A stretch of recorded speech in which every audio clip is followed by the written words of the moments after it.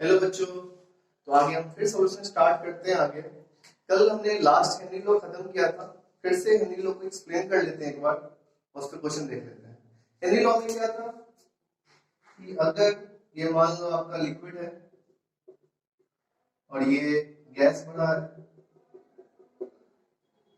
तो ये जैसे जैसे प्रेशर बढ़ाओ तो ऊपर से गैस ज्यादा डिजोल्व होगा, क्योंकि गैस कंप्रेसिबल होता है। इफेक्ट ऑफ प्रेशर, प्रेशर का कोई इफेक्ट नहीं है solidity of solid in liquid में, लिक्विड इन लिक्विड में, क्योंकि सॉलिड और लिक्विड कंप्रेसिबल नहीं होते।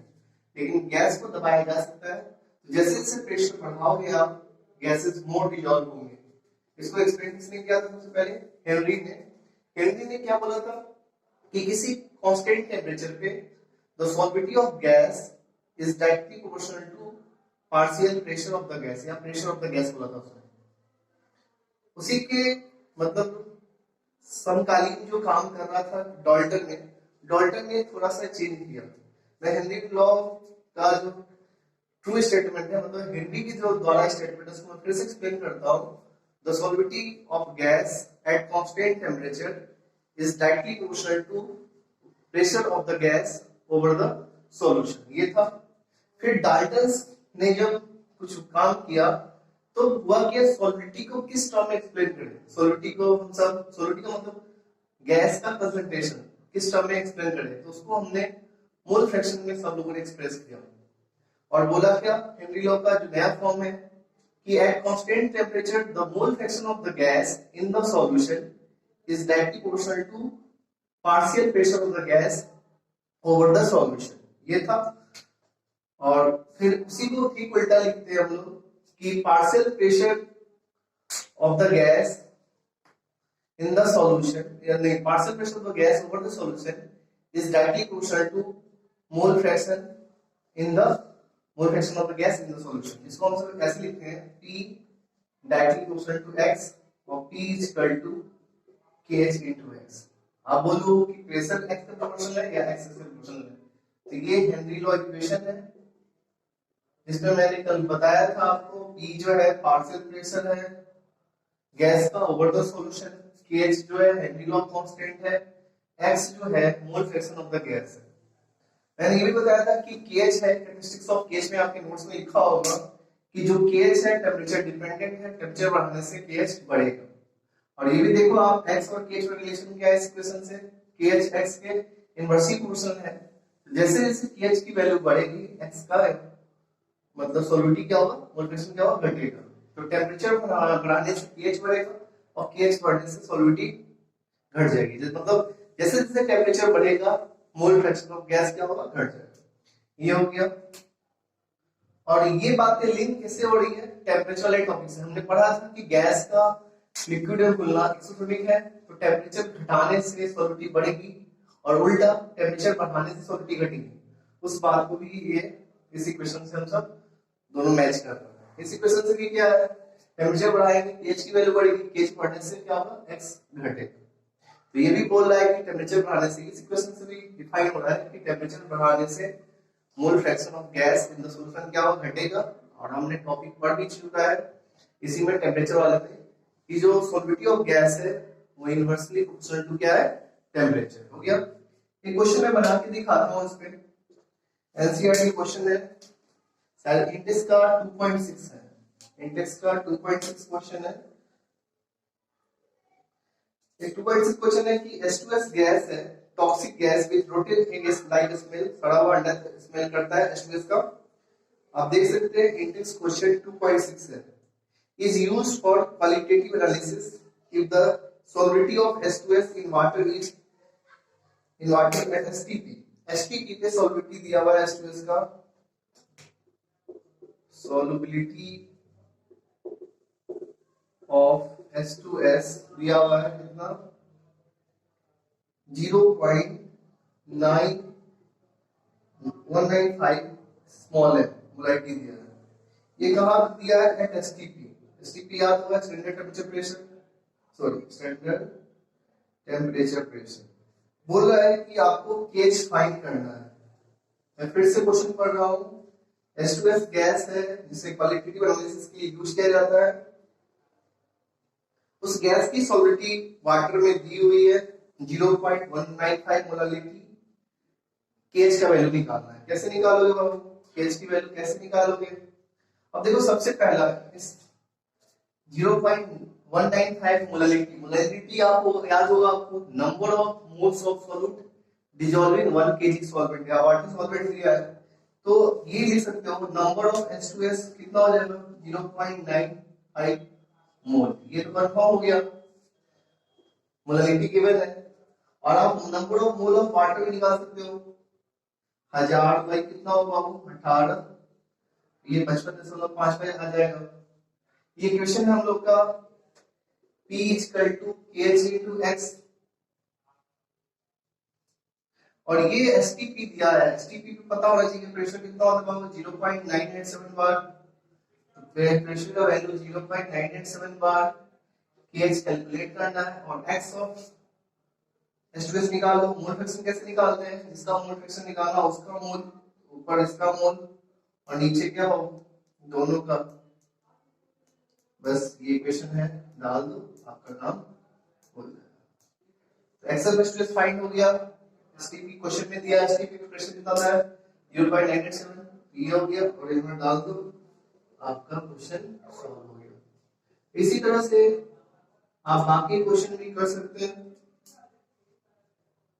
कुछ नहीं है, कभी x गायब कर दे, कभी p गायब कर दे, कोई ना कोई दो चीज दिया रहेगा, तीसरा चीज पूछेगा, तो ये आसान है। अब हम लोग का टॉपिक है आगे वेपर प्रेशर। ये जो इक्वेशन है हेनरी का, इससे बोर्ड एग्जाम में लगभग क्वेश्चन हमेशा आता है, ये इंपॉर्टेंट है। इसका ग्राफ देख लेंगे, किस पे डिपेंड करता है वो देख लेंगे सब चीज।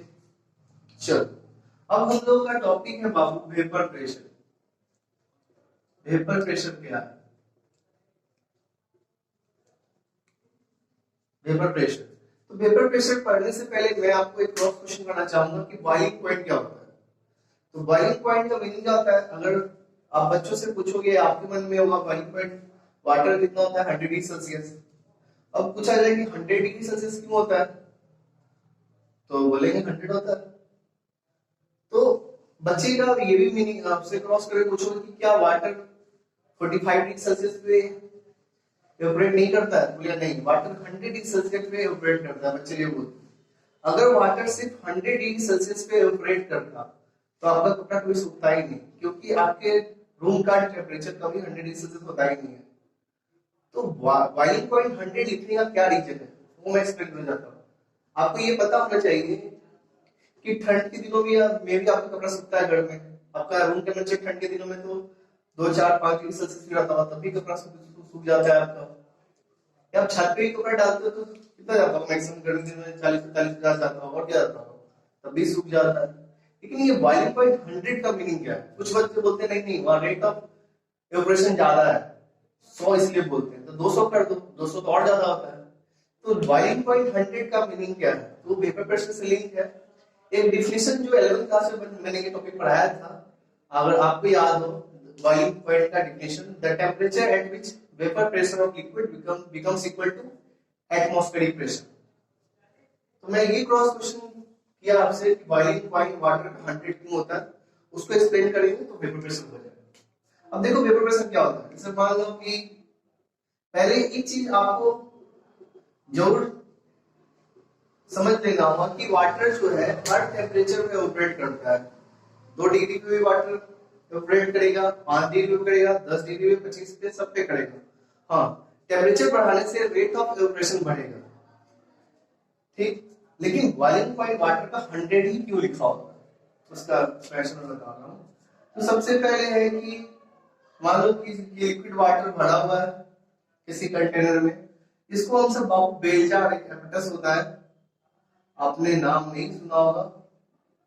बेल जार जो होता है हार्ड ग्लास से जस्ट टाइप बेल जैसा ही बना होता है, बेल जार एपेटस ग्लास का होता है। ये बेल जार से ढक देंगे, ढकने से क्या होगा, और मान लो कि टेम्परेचर हम ले लेते हैं, जिस टेम्परेचर पे ये एक्सपेरिमेंट कर रहे हैं उस टेम्परेचर को मान लो 35 डिग्री सेल्सियस ले लेते हैं, चलो 40 ले लेते हैं, ज्यादा फीलिंग आएगा।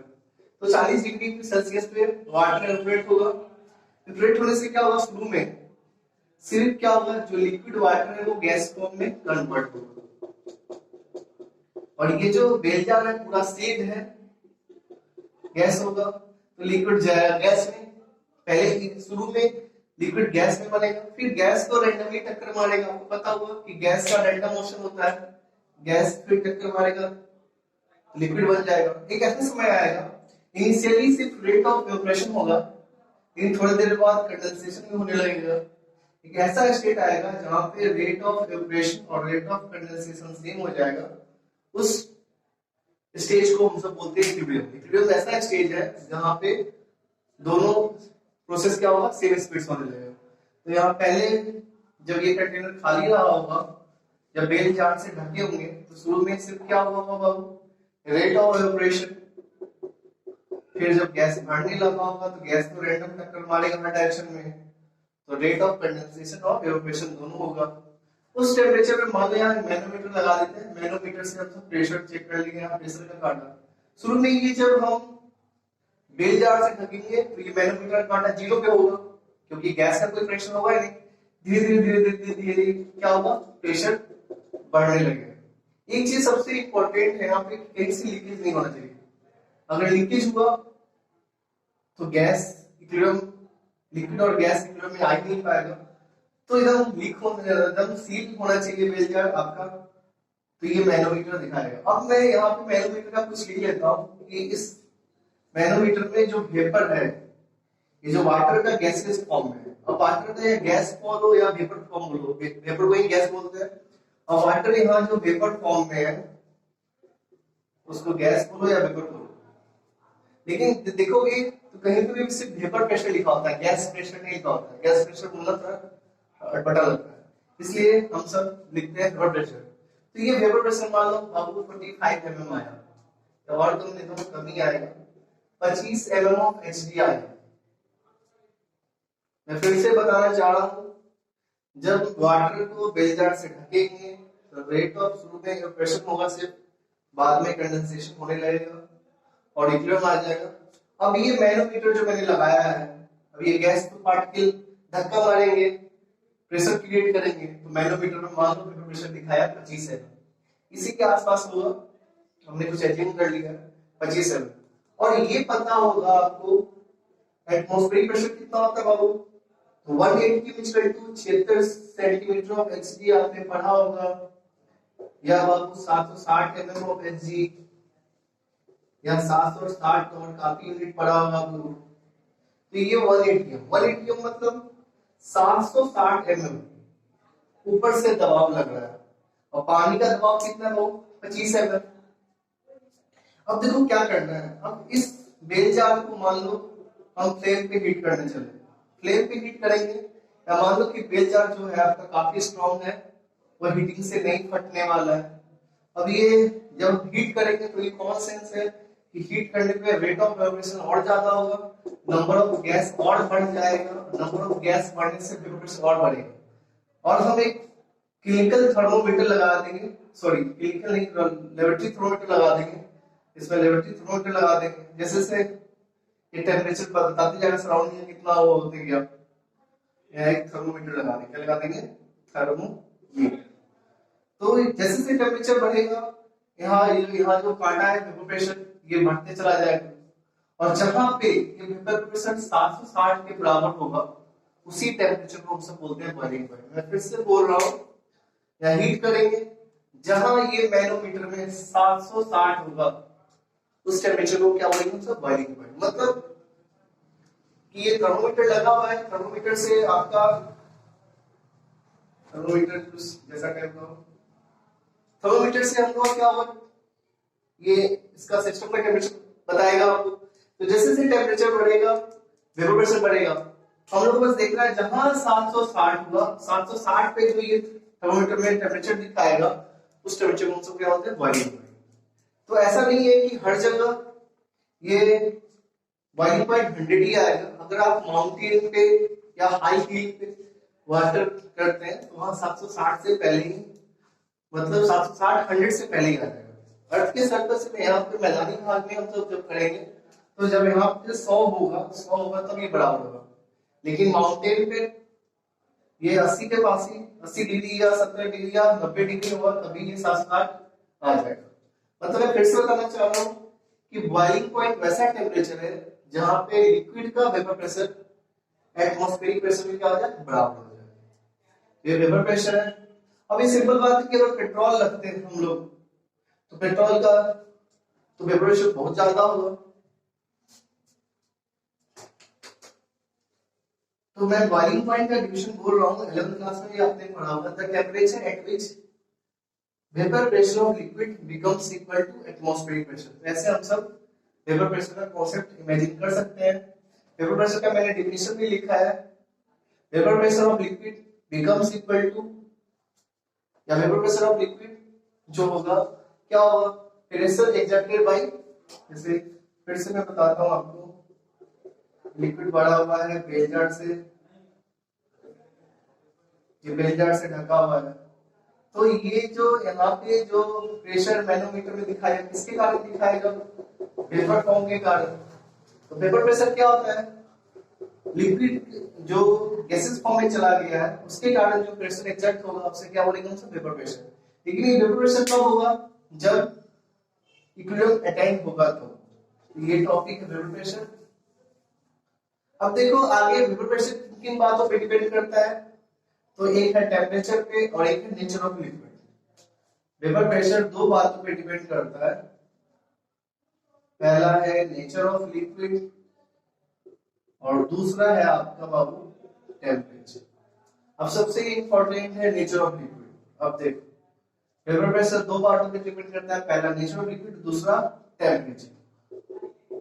अब नेचर ऑफ लिक्विड क्या है, नेचर ऑफ लिक्विड का मीनिंग क्या है, तो कहा जाता है कि अगर लिक्विड का लिक्विड का जो फोर्स ऑफ एक्शन है अगर स्ट्रॉन्ग है तो रेट ऑफ इवेपोरेशन कम होगा, रेट ऑफ इवेपोरेशन कम होगा तो वेपर प्रेशर कम होगा। जैसे वाटर में आप जानते हो वाटर की मॉलिक्यूल में H बॉन्डिंग होती है, तो वाटर पे H बॉन्डिंग है, वाटर जल्दी इवेपोरेट नहीं हो पाएगा। अगर आप वाटर लेते हैं तो वाटर के मॉलिक्यूल के बीच में क्या होगी, H बॉन्डिंग होगी, तो ये जल्दी नहीं उड़ेगा। जल्दी नहीं उड़ने के कारण रेट ऑफ इवेपोरेशन कम होगा और इसकी वेपर प्रेशर क्या होगी बाबू, कम होगी। लेकिन अगर आप पेट्रोल लोगे, पेट्रोल आप जानते हो पेट्रोल क्या होता है, हेप्टेन हेक्सेन मतलब ऑक्टेन, उस साइड के रेंज में जो होते हैं अल्केन उन्हें हम सब पेट्रोल बोलते हैं। तो पेट्रोल में क्या हुआ, अब हाइड्रोजन अल्केन से बना है, तो अल्केन में क्या होगा, अल्केन तो आपका नन पोलर में क्या होगा, इंस्टेंटेनियस डायपोल इंड्यूस्ड डायपोल, मतलब लंदन फोर्स होगा, जिसको डिस्पर्सन फोर्स बोलते हैं। लंदन फोर्स तो काफी वीक है, तो पेट्रोल के मॉलिक्यूल के बीच में काफी वीक फोर्स है तो जल्दी उड़ जाएगा। जैसे ऐसे इमेजिन कर सकते हो, जैसे आप अगर ऐसे हाथ पकड़े रहोगे ऐसे, तो आप जल्दी नहीं उड़ पाओगे। अगर आप कोई दो आदमी अगर ऐसे हाथ पकड़े हुए हो हवा में उड़ ही जाओगे। तो अगर स्ट्रॉन्ग फोर्स होगा तो जल्दी नहीं उड़ेगा। वाटर में आप ऐसे इमेजिन कर सकते हो, वाटर मॉलिक्यूल में स्ट्रॉन्ग फोर्स है, जल्दी नहीं उड़ेगा। जल्दी नहीं उड़ने के कारण क्या होगा, रेट ऑफ इवेपोरेशन कम होगा, वेपर प्रेशर कम होगा। और इमेजिन कर सकते हो पेट्रोल में कैसा फोर्स होगा, ऐसा। अगर आप दो आदमी हाथ पकड़े हुए ऐसे, ये फोर्स तो काफी आसान है छोड़ना। तो पेट्रोल में मॉलिक्यूल के बीच में वीक फोर्स होता है, वीक फोर्स होने के कारण इवेपोरेशन का रेट ज्यादा होगा, मॉलिक्यूल जल्दी उड़ेगा और क्या होगा, वेपर प्रेशर क्या होगा, ज्यादा। पेट्रोल में वीक फोर्स होता है, वाटर में स्ट्रॉन्ग फोर्स होता है। तो ये कर सकते हो। तो यहाँ पे वही बात करेंगे हम सब कि फोर्स के, जैसे अभी वेपर प्रेशर ऑफ आपको बोले वाटर का और पेट्रोल का, तो वेपर प्रेशर पेट्रोल का ज्यादा होगा किससे, वाटर से। और एक चीज याद रखेंगे, जिसका वेपर प्रेशर और बॉइलिंग पॉइंट ठीक इनवर्सली होता है। वेपर प्रेशर और बॉइलिंग पॉइंट क्या होता है, वो इनवर्सली। तो मैं फिर से इसको एक्सप्लेन करके दिखाता हूँ। फिर से एक बार बॉइलिंग पॉइंट को एक्सप्लेन करते हैं। बॉइलिंग पॉइंट वैसा टेम्परेचर है जहां पे लिक्विड का वेपर प्रेशर एटमॉस्फेरिक प्रेशर के बराबर आ जाए। जैसे अभी हमने बात की थी वाटर है, इसको हम सब बेलजार एब्रेस से ढके हुए हैं। मैनोमीटर में मान लो स्लो किया 40 डिग्री सेल्सियस पे, वेपर प्रेशर ऑफ वाटर मान लो कितना है बाबू, मान लेता हूँ 25 mm ऑफ Hg आया। तो इसको हीट करेंगे, हीट करते करते जब ये 760 के बराबर होगा, जिस टेम्परेचर पे उस टेम्परेचर पे बॉइलिंग पॉइंट वाटर का बोलेंगे। मैं फिर से बोल रहा हूँ, ये बेलचा रेफरेंस से ढक दिए, मैनोमीटर में वाटर का 40 डिग्री पे वेपर प्रेशर 25 एमएम बता रहा है। अभी ये टेम्परेचर बढ़ेगा जैसे जैसे 25, जिस टेम्परेचर पे वाटर का वेपर प्रेशर हवा के दबाव के बराबर हो जाएगा उस टेम्परेचर क्या लेंगे, बॉइलिंग पॉइंट। और इसी टेम्परेचर पे अगर आप पेट्रोल का इमेजिन मैं कर रहा हूँ, ये जो डाटा लिख रहा हूँ ऐसे ही एज्यूम करके लिख रहा हूँ, सही नहीं लिख रहा हूँ, समझाने के लिए लिख रहा हूँ। अगर इसी पे अगर आप पेट्रोल का आप इमेजिन करो, चले जाइए, तो मान लो सीधे ये पेट्रोल का आएगा सीधे 650 mm ऑफ HDI, मतलब पेट्रोल का जो वेपर प्रेशर होगा काफी ज्यादा होगा। ऐसे तो ये डाटा गलत लिखा हुआ है, पेट्रोल का बॉइलिंग पॉइंट ही होता है 22 डिग्री सेल्सियस, ऐसे एज्यूम कर लो। तो किसकी बॉइलिंग पॉइंट जल्दी हो जाएगी, या और डाटा सही लिख देता हूँ, 20 डिग्री कर देता हूँ। बॉइलिंग पॉइंट पेट्रोल का 22 होता है, तो 20 डिग्री सेल्सियस पे इमेजिन कर लेता हूँ इसका 750 डाटा कर लेता हूँ। और बॉइलिंग पॉइंट इसका 20 डिग्री सेल्सियस पे वेपर से और बहुत कम हो जाए, इसका तो लगभग 5 mm के आसपास पे भी और कम होगा। तो 20 डिग्री सेल्सियस पे वेपर प्रेशर वाटर का कितना होगा, 5 mm है, और पेट्रोल का 20 डिग्री पे कितना है, 750। अब पेट्रोल बताओ, पेट्रोल को हवा के दबाव से इक्वेट करने में आसान रहेगा पानी को, पानी का सिर्फ 5 mm है, 760 mm जाने के लिए बहुत टाइम लगेगा। और पेट्रोल का क्या है, वेपर प्रेशर बहुत कम है, सॉरी बहुत ज्यादा है, ये जल्दी एटमॉस्फेरिक प्रेशर को रीच कर जाएगा।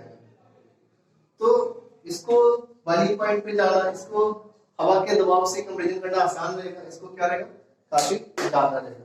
तो बॉइलिंग पॉइंट वाटर का काफी ज्यादा होगा, पेट्रोल का कम होगा।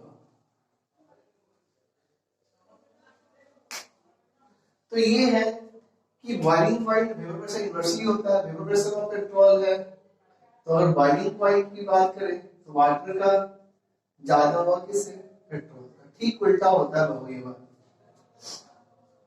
अब है आपको याद रखना है बस यही कि वेपर प्रेशर किसके इनवर्सली होगा, बॉइलिंग पॉइंट। अब देखो कुछ क्वेश्चन ऐसे आएगा, आपको ऑर्डर ऑफ बॉइलिंग पॉइंट है या ऑर्डर ऑफ वेपर प्रेशर, जैसे ऑर्डर ऑफ बॉइलिंग पॉइंट ही लिखता हूं, आपने केमिकल बॉन्डिंग पर रखा है, H2O है, H2S है, H2PE है, H2Se है और H2Te एक ही ग्रुप के हैं, ऑक्सीजन सल्फर सिलीनियम टिंडियम एक ही ग्रुप के हैं। आपको बॉइलिंग पॉइंट का ऑर्डर बताना है, आपको पता होगा वाटर H बॉन्डिंग करता है, तो वाटर का बॉइलिंग पॉइंट सबसे ज्यादा होगा। बॉइलिंग पॉइंट मोलर मास पे डिपेंड करता है, याद होगा आपको। H2O के बाद H2Te, फिर H2Se और सबसे कम H2S। मैं फिर से बताता हूँ, आपने पढ़ा होगा बॉइलिंग पॉइंट सबसे पहले मोलर मास पे डिपेंड करता है, मोलर मास के डायरेक्टली प्रोपोर्शनल होता है। सबसे ज्यादा मास किसका है, वो H2Te का, लेकिन याद होगा जो कंपाउंड H बॉन्डिंग फॉर्म करते हैं उनका बॉइलिंग पॉइंट एक्सपेक्टेड वैल्यू से ज्यादा होता है। तो सबसे ज्यादा H2 होगा, फिर H2Te, फिर H2Se, फिर H2S। ये हो गया ऑर्डर ऑफ बॉइलिंग पॉइंट, हो गया ऑर्डर ऑफ वेपर प्रेशर, बोलिए ठीक उल्टा, ऑर्डर ऑफ बॉइलिंग पॉइंट है ठीक उल्टा। तो वेपर प्रेशर किसका सबसे ज्यादा होगा, H2S का, ठीक उल्टा कर देंगे, H2Te, H2Se और H2S। ये हो गया, ये आपको याद रखना है। दूसरा टॉपिक मैं टेम्परेचर बता देता हूँ, फिर मैं कल थोड़ा एक्सप्लेन कर दूंगा आपको वेपर प्रेशर। एक बार पहले आप वेपर प्रेशर पढ़ लें। दूसरा है अबाउट टेम्परेचर। ये तो आपको जरूर पता है कि जैसे जैसे टेम्परेचर बढ़ता है रेट ऑफ इवेपोरेशन बढ़ता है। जैसे गर्मी के दिनों में कपड़ा जल्दी सूखता है, ठंड के दिनों में लेट से सूखता है। यहाँ भी फिर से बात करता हूँ, बेल जार से मान लो ये ढका हुआ है और ये 40 डिग्री पे, 40 डिग्री पे वेपर प्रेशर मान लो, वेपर प्रेशर ऑफ वाटर बाबू 25 mm आया, 25 mm ऑफ H, 40 डिग्री पे इवेपोरेट किया।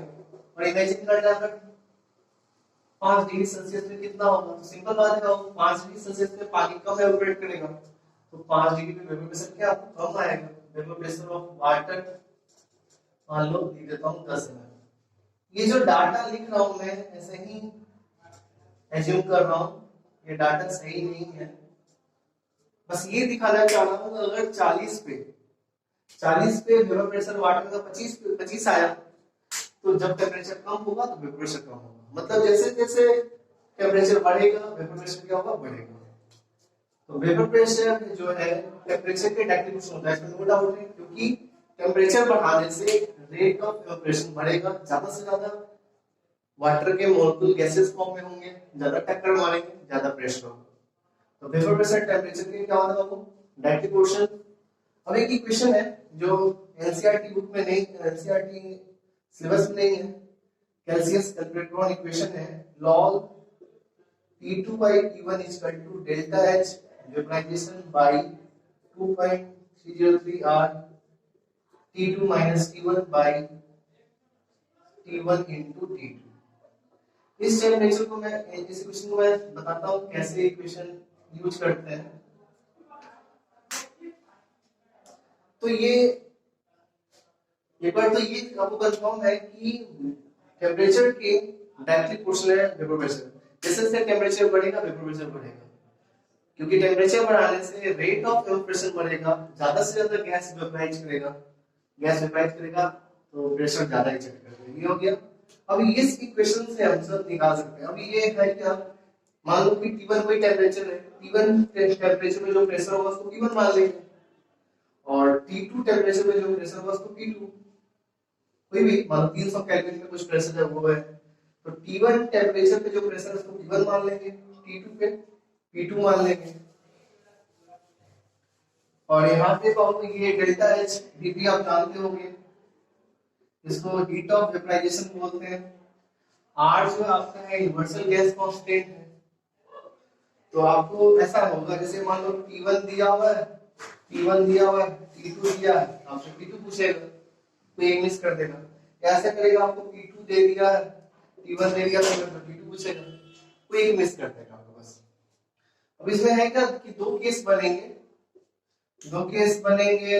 अगर आपका T2 ज्यादा है T1 से, उस केस में क्या होगा, log P2 by P1 क्या होगा, पॉजिटिव आएगा। P2 by P1 पॉजिटिव आएगा तो क्या होगा, P2 ग्रेटर देन क्या होगा, ये केस आएगा। और एक केस होगा क्या, जब आपने T1 T2 से ज्यादा मान लिया, T1 T2 से ज्यादा मान लोगे, उस केस में क्या होगा, log P2 by P1 क्या होगा, नेगेटिव होगा। उस केस में क्या होगा, आपका P1 ज्यादा होगा P2 से। ये केस होगा। यहाँ तक आप देखो, फिर अगली क्लास में आगे हम सब बात करेंगे। Okay bye.